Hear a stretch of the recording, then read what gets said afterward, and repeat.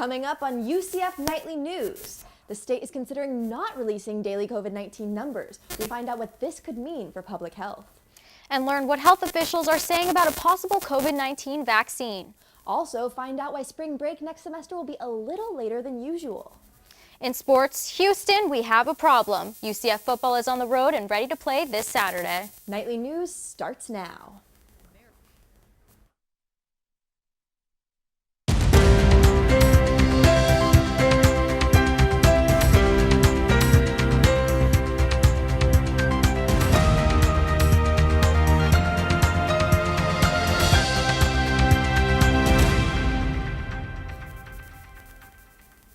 Good afternoon and welcome to Nightly News. I'm Taylor Toole. And I'm Margolis. Today's Friday, October 30th, 2020. Here's your coronavirus update.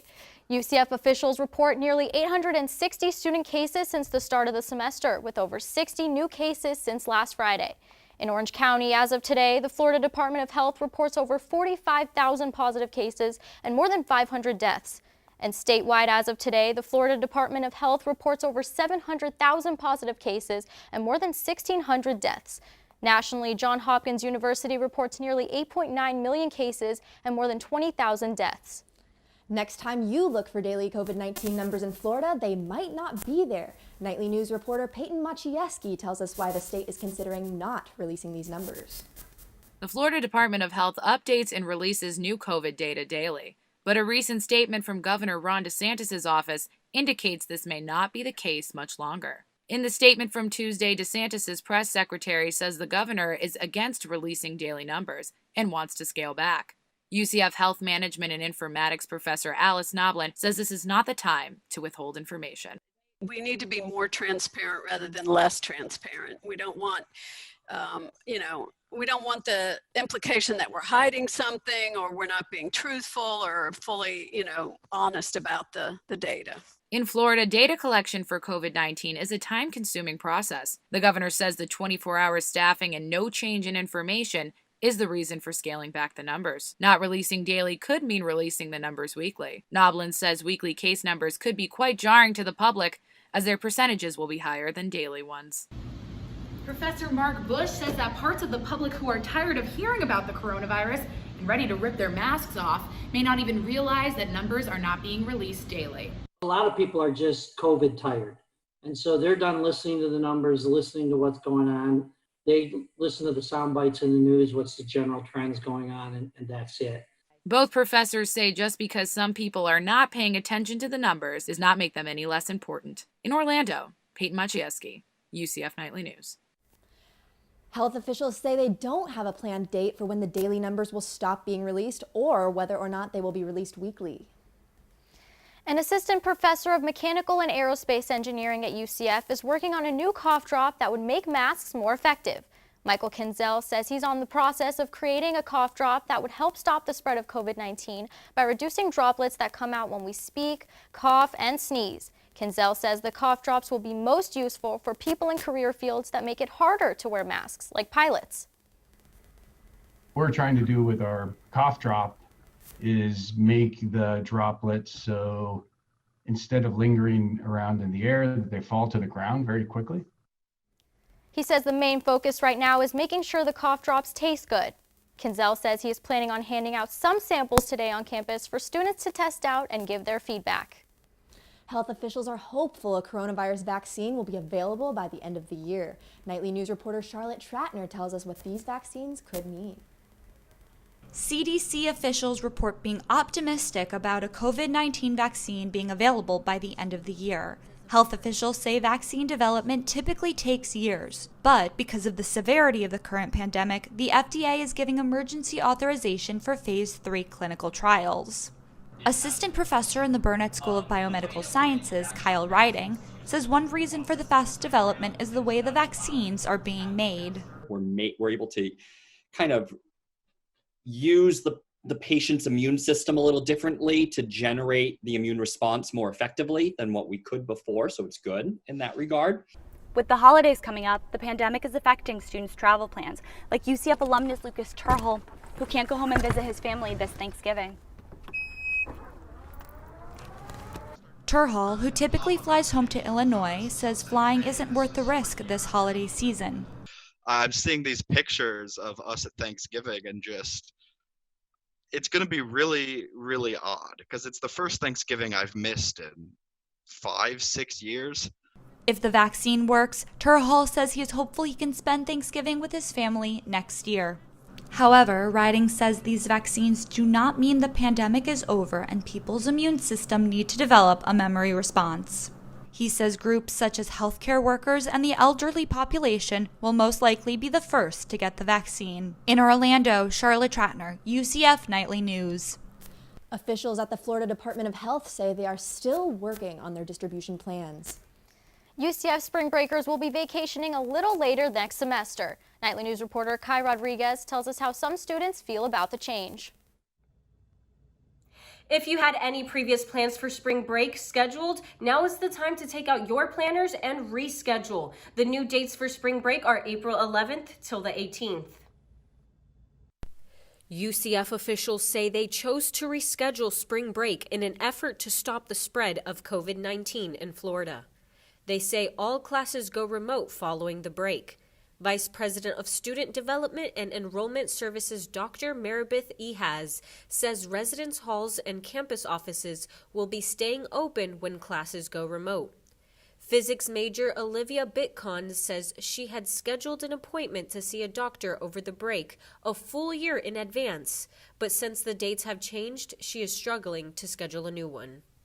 I scheduled that appointment so that it would land on our original spring break, since it has to be in person and I'm from Chicago, so I'd have to fly back. But since spring break was moved, I can no longer make that appointment and I have to try to find a new one.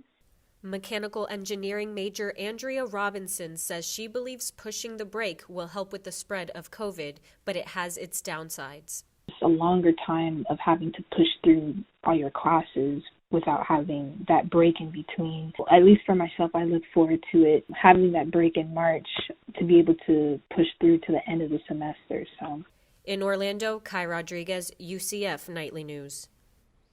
UCF officials say if public health conditions change, they are ready to move into more remote learning if necessary. As Florida's unemployment rates rise, so is homelessness. UCF is bringing a volunteer program to help the Orlando community. Thomas Breyer, a public administration professor, is launching AmeriCorps program at UCF after receiving a $73,000 grant. The program is designed to help those in the Orlando community affected during the COVID-19 pandemic. AmeriCorps will partner with Orlando-based nonprofits. Breyer says many Orlando residents were on the verge of homelessness and the pandemic made the situation worse. He says he hopes the program can help provide assistance to the area. Be able to work with nonprofit organizations and governments and others in order to deliver more services more innovatively, deliver more services to more people, give more people a chance to escape that brink of poverty. Which nonprofits UCF is partnering with, the organization will provide long-term volunteers and resources. The program is still in its planning stages and is actively recruiting members. Hey Peyton, what's the weather looking like this Halloween Eve? Well, Taylor, there's a slight chill in the air today. It's currently 70 degrees outside with 57% humidity. Winds are coming from the northwest at 8 miles per hour, and there's a 0 chance of rain. Now tonight we're going to be dipping down into 63 for a low. Humidity will stay at 61%. Winds will be coming from the northeast at 5 miles per hour, and there'll be a 1% chance of rain, so I wouldn't worry about having an umbrella tonight. Now I'll be back a little bit later in the show to give you a look at your 5-day forecast as we enter the first week of November. But for now, back to Taylor and Lauren. Former President Barack Obama was in Orlando on Tuesday. Find out what he says and how UCF students are responding. Plus, find out about one proposed amendment on the Orange County ballot that could help protect local waters.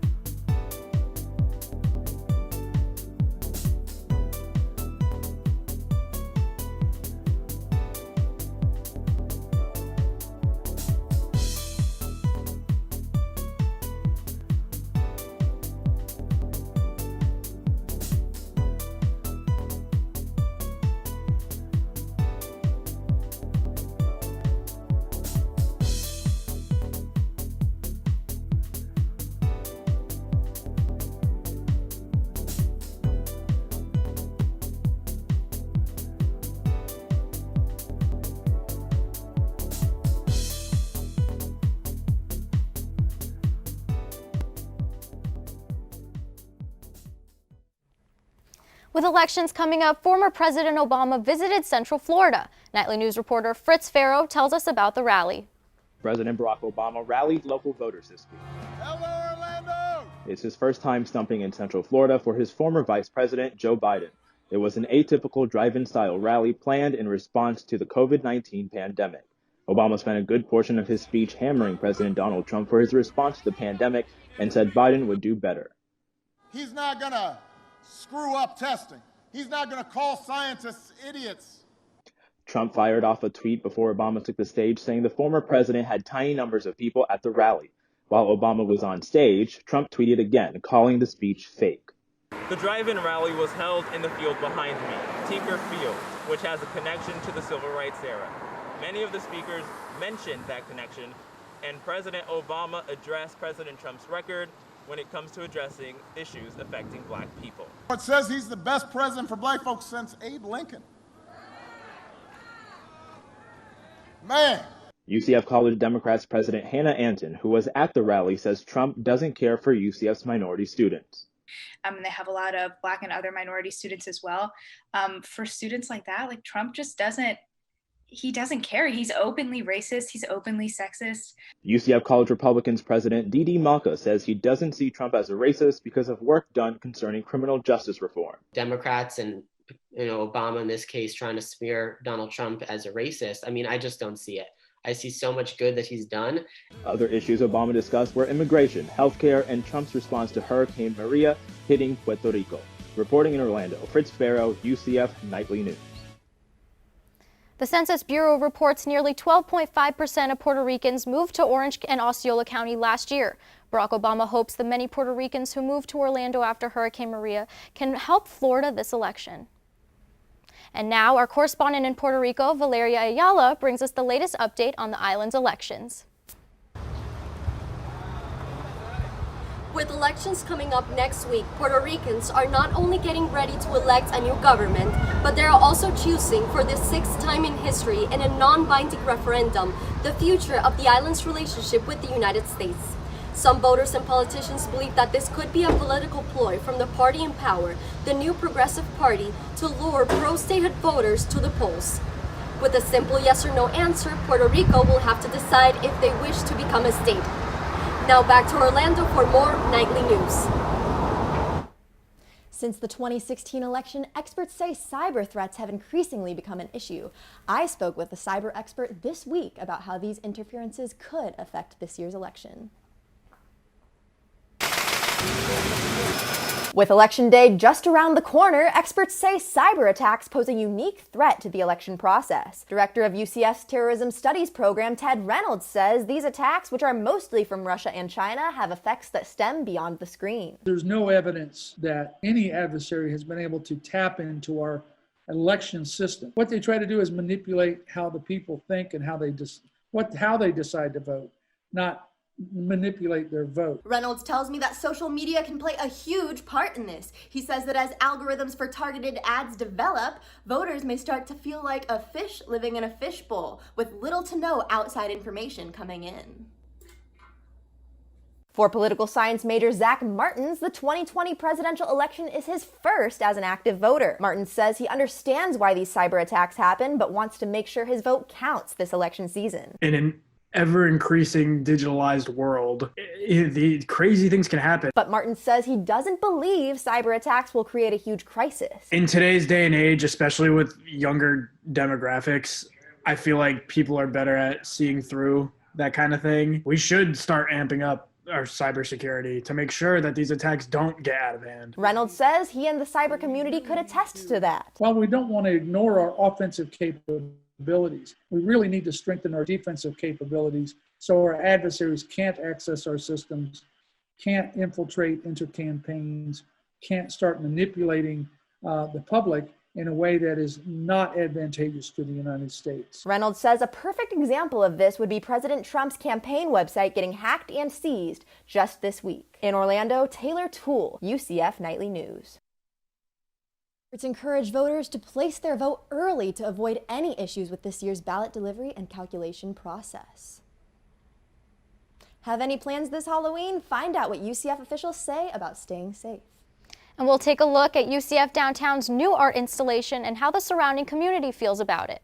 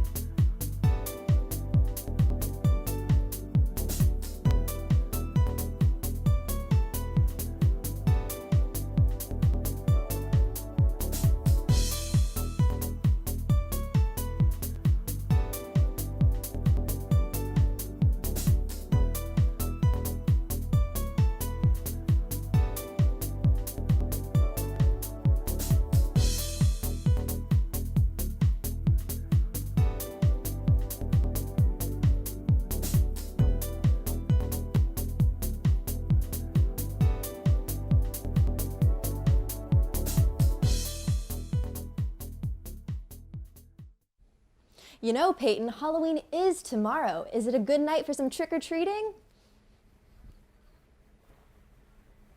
Well, Taylor, it looks like it's going to be. Let's take a look at our state temperatures. Up in Tallahassee, we're seeing 70.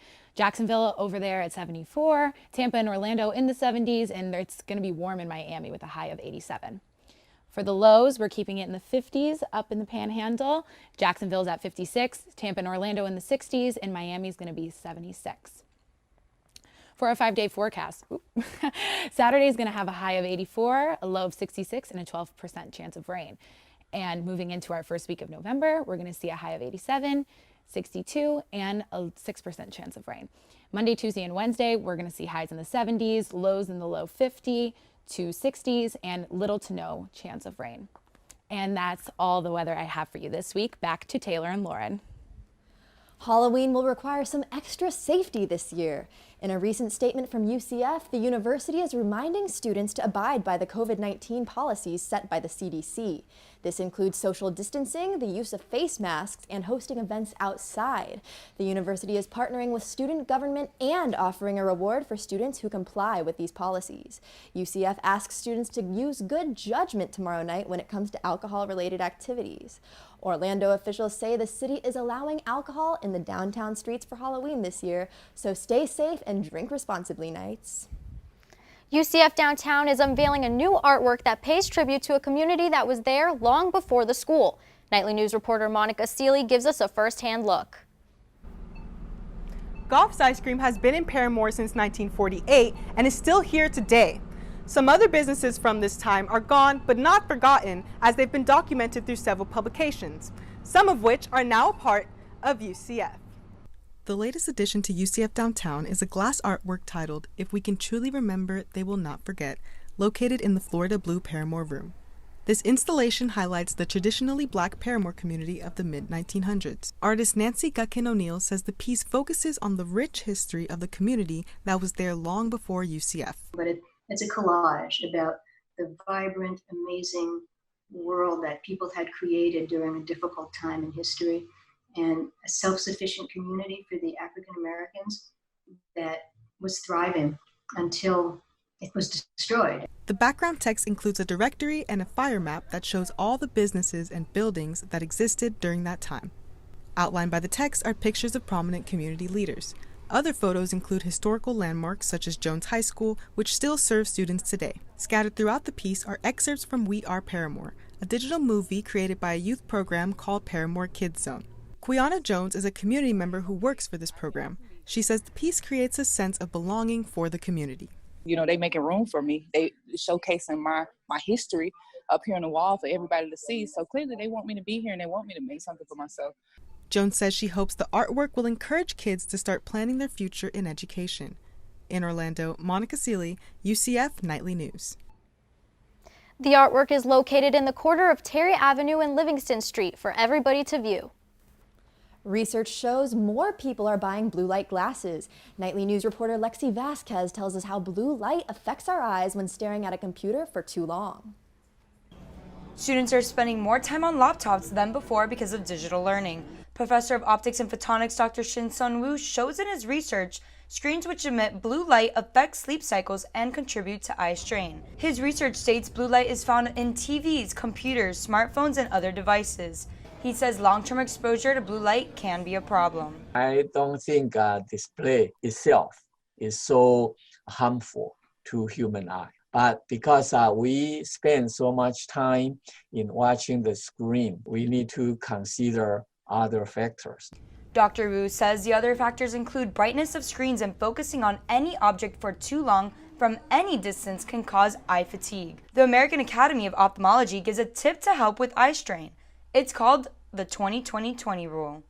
When being in front of a computer screen for 20 minutes, shift your eyes and look at an object at least 20 feet away for 20 seconds. Writing and rhetoric major Hope Gorby says last semester she would edit papers in class, but now with online classes, she got blue light glasses to give her eyes a break. I found that I was looking at the screen for long periods of time, reading and analyzing essays, and they've really helped me and with my eyes because now they don't strain as much when I read. Gorby says after getting the glasses, she can now do her classwork for longer periods of time. Manager of College Optical Express at UCF, Matthew Bates, says he's seen an increase of students buying blue light glasses this semester. In Orlando, Lexi Vasquez, UCF Nightly News. If you'd like to see more of Dr. Wu's research, go to his website, lcd.creole.ucf.edu. In sports, we'll see what the Orlando City Lions are up to and how UCF students can prepare for next season.